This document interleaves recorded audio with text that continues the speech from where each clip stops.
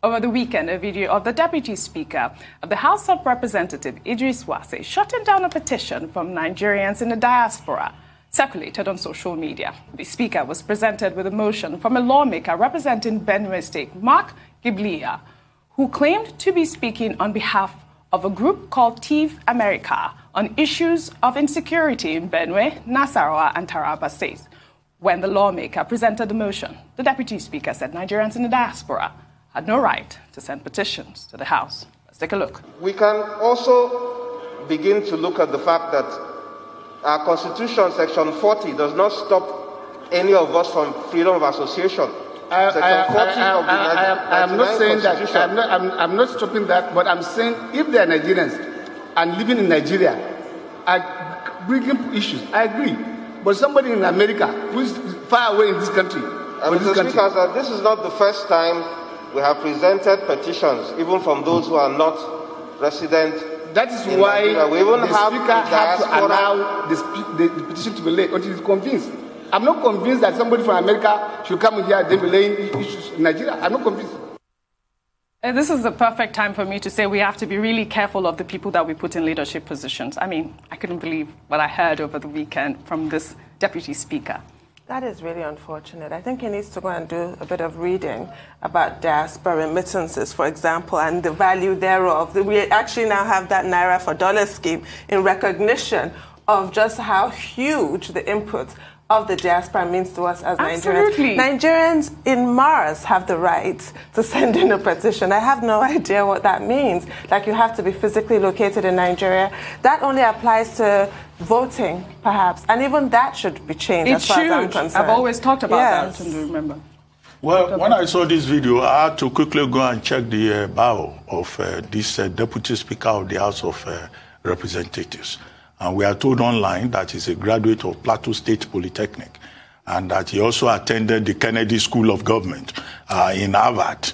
And I was shocked that, this man, he actually stepped on the soil of the Kennedy School of Government in Harvard. Did he go there as a tourist or as a student? Because what he was saying in that video is completely scandalous. The exhibition of rank ignorance is, quite unbecoming for a man occupying such an important position as Deputy Speaker and who is given the opportunity to even preside over a session of the House. Now, it's as follows. He was raising questions about dual nationality. He was asking questions about, those Nigerians in America, some of them they even have dual nationality. Okay, if you have dual nationality, does it mean you cannot express an opinion about your country?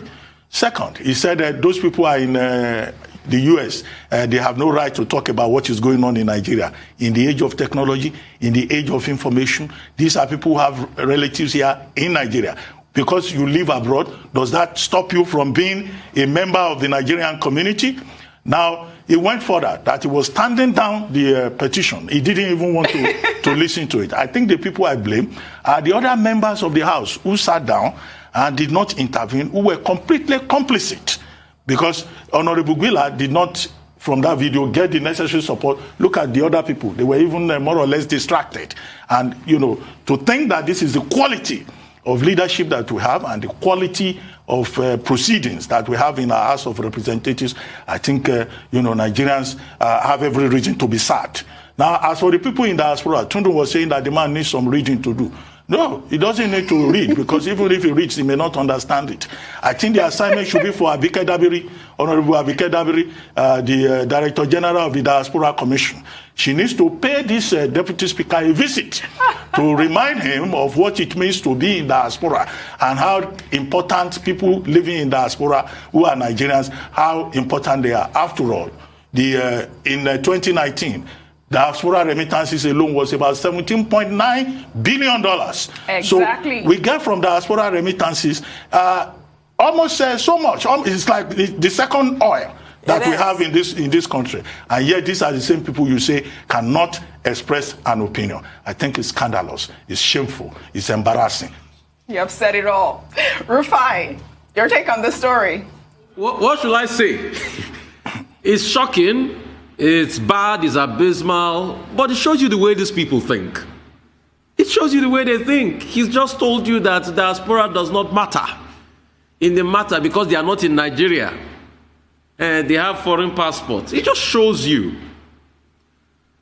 And it shows you what our political structure churns out. This is the deputy speaker of the same country that Burna Boy won the Grammy. The same country of Wole Soyinka. Deputy speaker of that same country. The same country. Ngozi Okonjo-Iweala, WTO. Akinwumi Adesina, AFDB. The same country. And he came out and he said something like that. So that means invariably, if people like Ngozi Okonjo-Iweala put forward a petition to the National House, he will say he would not take it because she stays in America, B.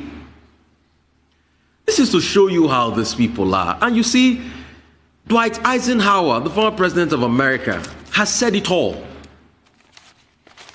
He said a country that values privilege over virtue will soon lose both the privilege and virtue. It shows that our public office holders just want the privilege of office. They don't want the virtue of office. If they want the virtue of office, you will not shut down something that is from a very important constituency of Nigerians in the diaspora. What they are just concerned about is that they call them honorable. And you dishonorably shut down something that comes from the diaspora community that puts in billions into your economy every year. We are not surprised. By their fruits, we shall know them.